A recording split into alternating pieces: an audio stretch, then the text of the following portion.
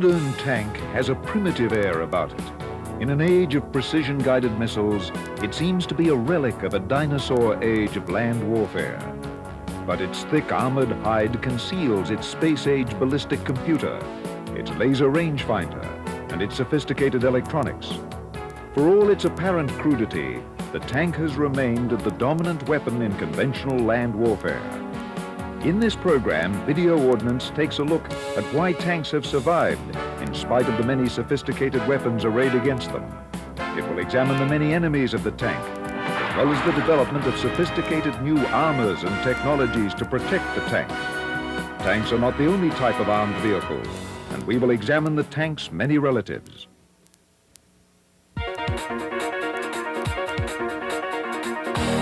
There is a combination of three qualities that distinguish tanks from other land weapons: armor, mobility, and firepower. Tanks are an amalgamation of three old forms of military power. The tank has inherited its defensive armor from castles and forts, substituting steel for stone. Horse cavalry disappeared with the appearance of the deadly machine gun, but armored vehicles have managed to take its place as an army's mobile force. For centuries, firepower came from field artillery. As in the case of the cavalry, unprotected field guns have gradually given way to tanks or artillery under armor. Tank design is a careful balance of protection, mobility, and firepower. Major Doug McGregor, a tank officer, explains tank technology. Well, the new generation of vehicles gives us certain advantages which we didn't have 20 years ago. First of all, we're moving at much higher rates of speed than we did formerly. Secondly, our weapon systems themselves are more precise and more devastating in their impact. And then thirdly, the armor protection has improved dramatically.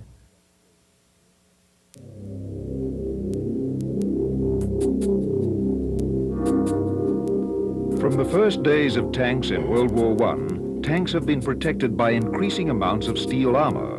World War I tanks had about half an inch of armor, just about enough to protect against machine guns. By World War II, tanks had begun to have armor 3 or 4 inches thick, enough to protect against most artillery. As more armor was added, the tanks became so heavy they could hardly move, like this 70-ton German Royal Tiger tank. The balance between armor and mobility can become upset. The solution to this imbalance was to vary the thickness of the armor. At the front, where the tank is most likely to be hit, the armor is the thickest. At the sides, where it's less likely to be hit, it is thinner. At the rear, where it is least likely to be hit, it is very thin. Tank crews must use tactics to keep the thick frontal armor pointing like a shield in the enemy's direction. They must avoid letting the enemy fire on the thinner side and rear armor. The modern tank has steel armor about 4 inches thick at maximum. Its protective qualities are greatly increased by sloping the armor, nearly doubling its strength against most projectiles. New types of armor, such as chobham and reactive armor, have been developed in the past 10 years. But the tank is not invulnerable, as the noted military author David Isby explains. There is no invulnerability in the main battle tank. If you seek invulnerability, you must build a Maginot Line, because only that, in one place, under concrete, and not moving, will give you invulnerability. Of course, the Maginot Line was outflanked and defeated by light tanks of the German army, tanks which moved very fast and very far, accepting the vulnerability to win the war.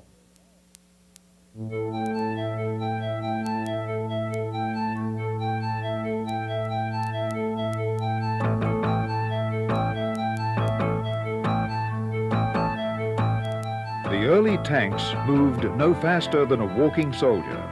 Their mobility and armor helped to bring about an end to the stalemate of trench warfare. The increased speed of the World War II tank was a very important factor in the new blitzkrieg tactics.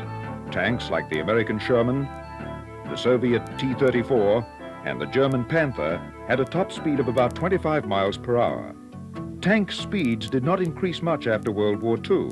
At higher speeds, it was impossible to aim the gun accurately, and the crew could be injured when traveling across rough terrain.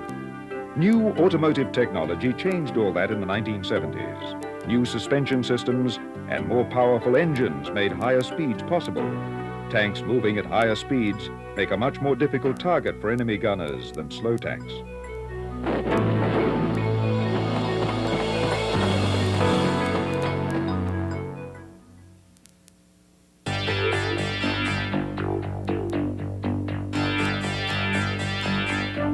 World War I tanks were armed with machine guns or small guns. They usually could fight an enemy a few hundred feet away.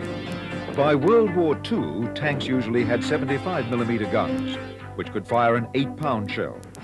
Tanks fought each other at ranges of about 500 yards. Here we see the increase in size of tank projectiles. Modern tank guns are about 8 times more powerful than the guns used in World War II. But the real change in firepower has come about because of electronics. Until the 1960s, tanks had to stop to fire. However, in the 1970s, new ballistic computers and other electronics were developed which could compensate for the jarring motion of high-speed travel. A modern tank like the M1 Abrams moving across country at 45 miles per hour can now fire more accurately than an M60 tank of 1965 sitting still. And a moving tank is a much harder target to hit than a sitting one.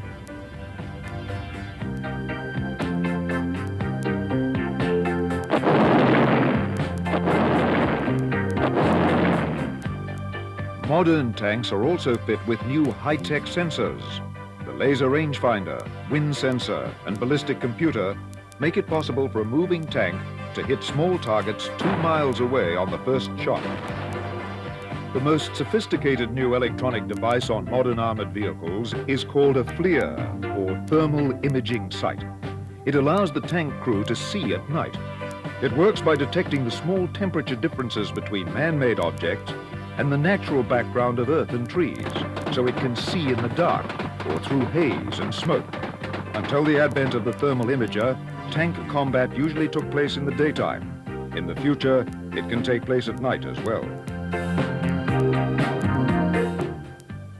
I tend to see it as an advantage for all day.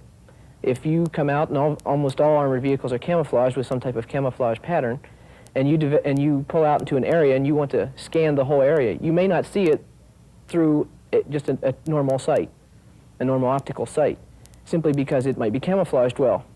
But if you use your thermal sights, you would tell that there's a heat source out there. The thermal sights are accurate to the point where at 2,800, 3,000 meters, approximately 2 miles, you can tell the difference between a pig, a rabbit, a human being, definitely the difference between a Jeep or a tank. So it provides an all-weather, all-day capability.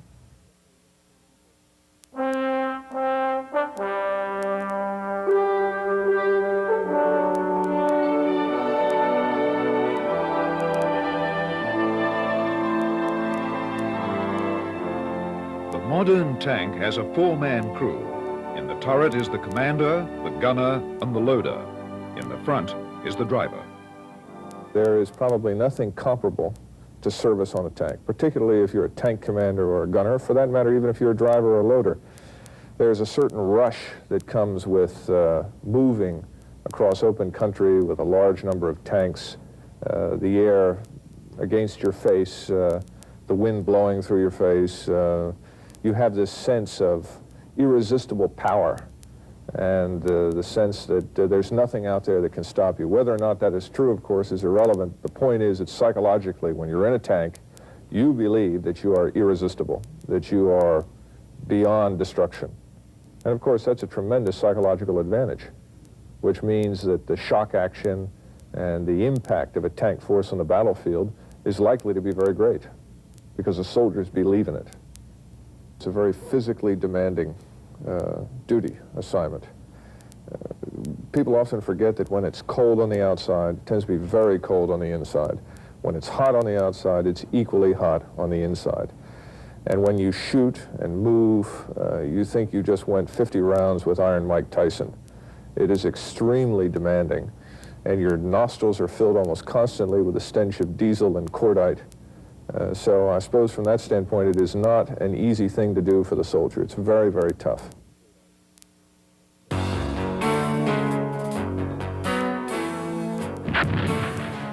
There are two ways to defeat the thick armor of a tank. The traditional way is to fire a heavy projectile at it. These move so fast that they simply bash their way through the armor. This type of shell is called a kinetic energy penetrator, since it depends on the physical forces of weight and speed. It flies at nearly a mile per second and impacts with about the same force as a locomotive hitting a brick wall at 70 miles per hour. But this kind of projectile can only be fired by a large gun, like those carried on tanks. The second type of anti-tank shell is called a heat projectile, which stands for high explosive anti-tank. By shaping high explosive around a cone, the explosive blast can be focused forward in a fiery jet that can blast through heavy armor by explosive pressure. These projectiles are also called shaped charge warheads.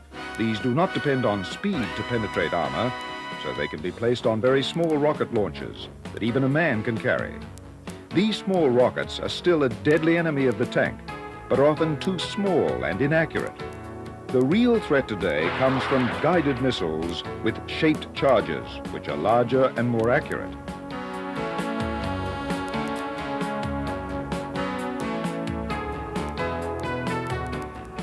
When an anti-tank missile is fired, a thin wire about as thick as a human hair spools out behind the missile. The missile crewman keeps the target tank in his sights, and radio commands are passed along the wire to correct the missile flight path in case the tank moves. These missiles can be fired from man-portable launchers, from armored vehicles, or from anti-tank helicopters. These missiles were first used on a large scale in the 1973 war in the Mideast. Israeli tank units suffered many losses to Egyptian missile units equipped with the new Soviet anti-tank missiles.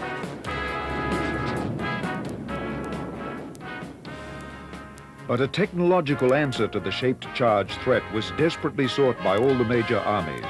The noted armor analyst Christopher Foss comments on these trends. These types of weapons have been proliferating on the battlefield since the 1950s, and in fact some people have said that this is the death knell of the main battle tank. And in fact in the last Middle East war, the Israelis did use some tanks on the Suez Canal against against Egyptian forces equipped with RPG-7s and Sagers, and they suffered very heavy losses because the Israelis used tanks unsupported by artillery, infantry and other units, and you've got to have a combined arms team to work. Now, these types of anti-tank weapon like RPG-7, HOT and TOW all have a thing called a heat warhead, and that will penetrate conventional armor of tanks. But when a tank has the new types of trouble armor or reactive armor, that does provide a very high degree of protection over its frontal arc.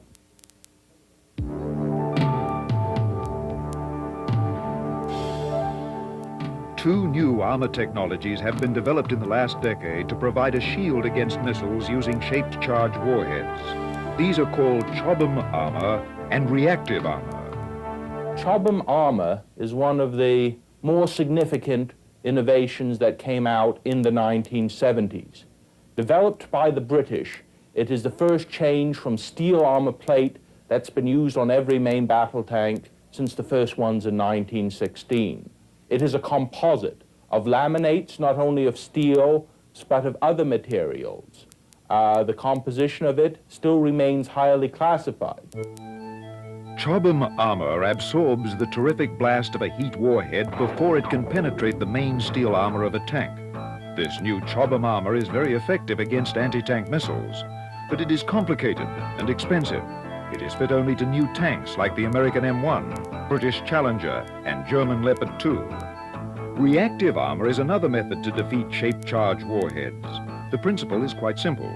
The tank is covered with small steel boxes filled with a special plastic explosive. When the box is struck by a shaped charge warhead, the box explodes. The explosion occurs so fast that it stops the shaped charge from forming properly. So instead of burning through the tank armor, the shaped charge explodes harmlessly outside the tank. The Israeli army was the first to use their version of reactive armor, called Blazer, in the 1982 war in Lebanon. It proved very successful in protecting tanks against shaped charge rockets and missiles. In 1985, the Soviet army began to put reactive armor on its tanks in Europe. With the advent of reactive and Chobham armor, the technological balance has swung back in favor of the tank. The threat posed by guided anti-tank missiles has been greatly diminished. But the technological contest between tanks and anti-tank weapons is not over.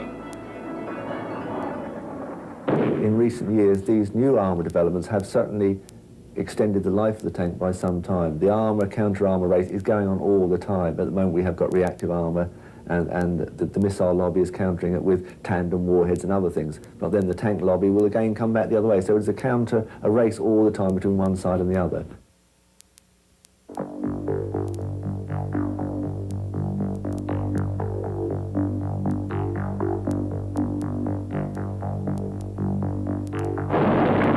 power of machine guns and artillery kept the infantrymen huddled in the muddy trenches for most of the First World War. Tanks eventually overcame artillery and machine guns. But tanks cannot exist alone without infantry support. Tanks are not very effective in city fighting, in heavily wooded areas, or in holding on to terrain. A combination of tanks and infantry has proved to be the winning solution.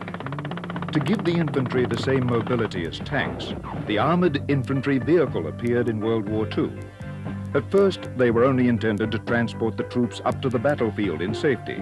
They were poorly armed, and the troops couldn't fight from within the vehicle.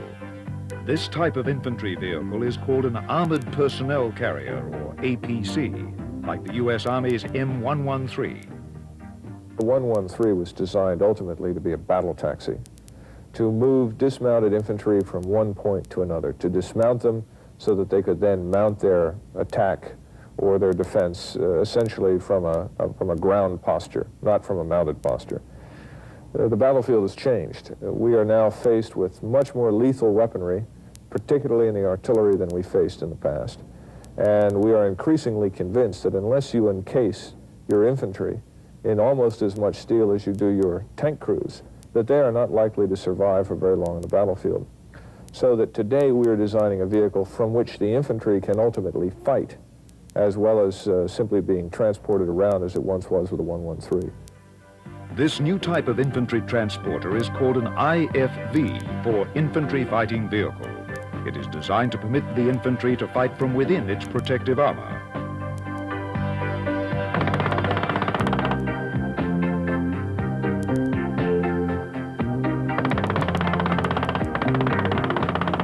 An infantry fighting vehicle differs from the armored personnel carrier in that the infantry can fight, can use their weapons from under the armor of the vehicle. Often, these vehicles have heavier weapons that can kill tanks or other armored fighting vehicles, as well as those held by the infantrymen. Obviously, an armored fighting vehicle can move faster than infantrymen can move on the battlefield. In an infantry fighting vehicle, they cannot be killed by machine gun bullets or artillery shell fragments, which historically have been the worst killers of infantrymen. The tanks need infantry in infantry fighting vehicles so they can be up with the tanks to defeat anti-tank guided missiles, anti-tank guns, handheld anti-tank weapons that threaten the tank. Infantry, whether in armored fighting vehicles or on foot, need tanks for the same reasons they have since 1916, to destroy the machine guns that can decimate infantry.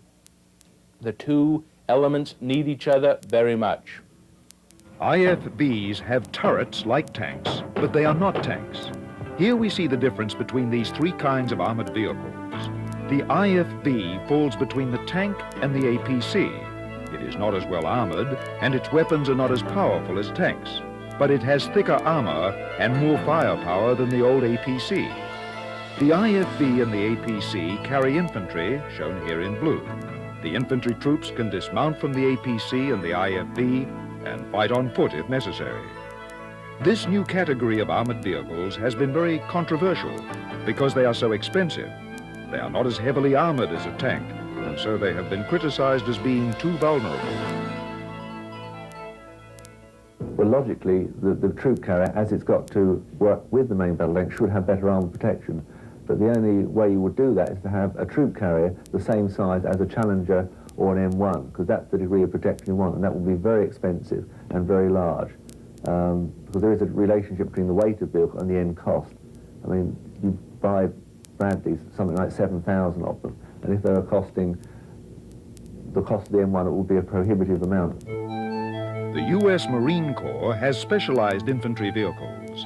The LAV, or Light Armored Vehicle, serves the same function as the IFV, but it is wheeled instead of tracked.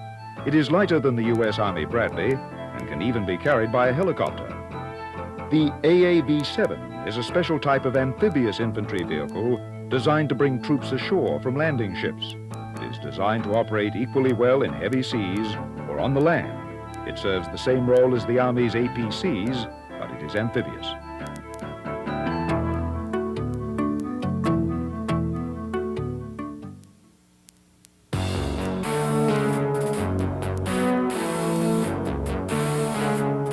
The modern battlefield has become so deadly that more and more tasks are being performed by armored vehicles. The artillery has gone from towed guns to mobile armored weapons to give them protection and mobility.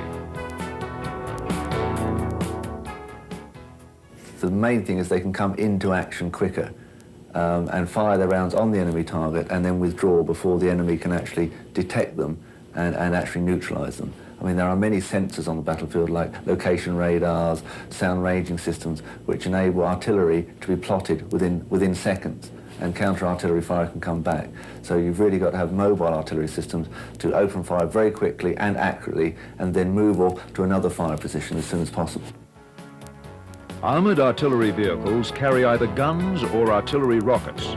A single rocket vehicle, like the one seen here, can fire more high explosive in a single salvo than a dozen ordinary howitzers, and computerized land navigation systems make them more accurate than ever before possible.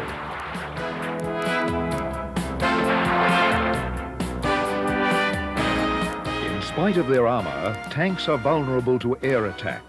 Modern armies are now being equipped with special air defense vehicles to protect tanks and infantry vehicles from air attack. These vehicles are fitted with sophisticated radars to detect and track enemy aircraft, and they are armed with rapid-firing automatic cannon.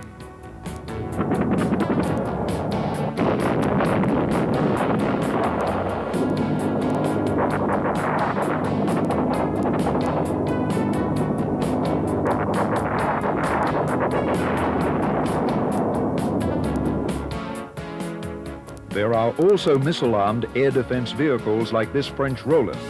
Their radars locate an enemy aircraft and then guide the missile towards it. If an enemy aircraft tries to bluff the radar using electronic countermeasures, the missile operator can switch to a sophisticated electro-optical sight to guide the missile. They are the most technologically complex armored vehicles, and as a result, the most expensive. But a single vehicle can protect an area of dozens of square miles. They are often nicknamed SAMs, for surface-to-air missile. SAMs have made it very risky for aircraft to attack armored units.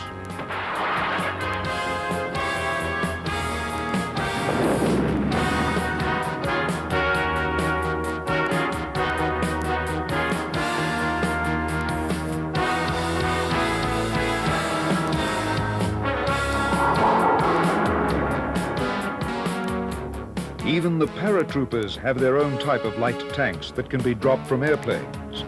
Here, a Sheridan light tank is dropped from low altitude on a special shock-absorbing platform. The crew of the tank parachute separately from the plane because of the enormous shocks involved.